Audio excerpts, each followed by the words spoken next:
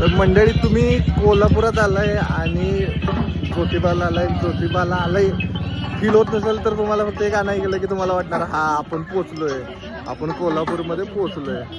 बघा की जरा उन्हामुळं आणि यात्रेमुळं कसं कसं कोरडा पडलाय त्यांचा आणि मला बी लई ताण लागलीये बघा. अगं मग काय करू म्हणतीस? अहो काहीतरी गार पिऊया की, जीव लई कासावीस झालाय बघा. असं म्हणतीस?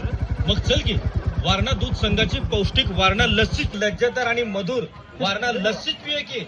अगं ते बघ वारणा लस्सीचा स्टॉल.